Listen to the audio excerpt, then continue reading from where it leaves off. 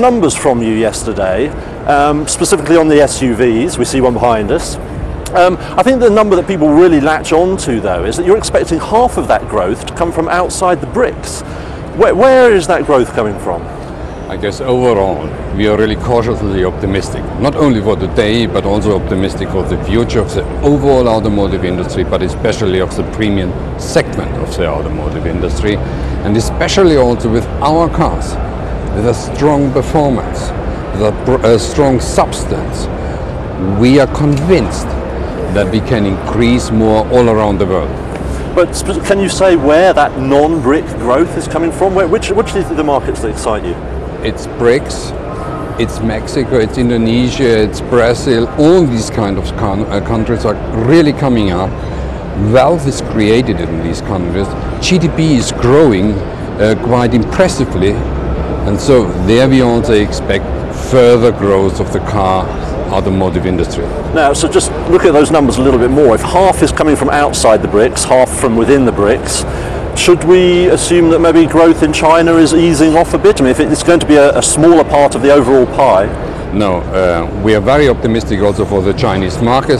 China is already today the biggest automotive market for the automotive industry, and it will continue to grow, and we really see very strong growth for Jaguar Land Rover in China.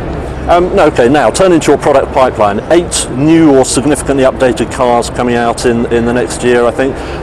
Awful lot for one of the smaller car companies, medium-sized. Yeah. Are you biting off more than you can chew here? No, I guess you are right. We are a smaller company, but we are dedicated and vibrant, and we invest a lot in research and development in order to have the right basis for these kind of new innovations in manufacturing and also in the product pipeline.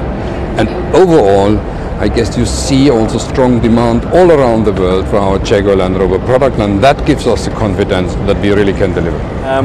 What are we going to see from you about overseas production facilities now? For example, full-fledged manufacturing in India? Now, first of all, we are committed to the UK.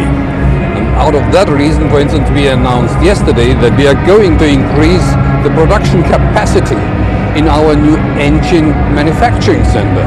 That will mean we will nearly double the number of jobs in the UK, and we will invest also heavily. Smaller engines, is that right?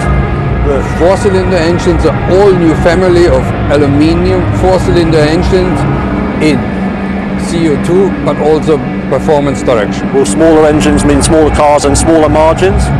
That means not smaller margins. We are in the premium business and we intend to stay there.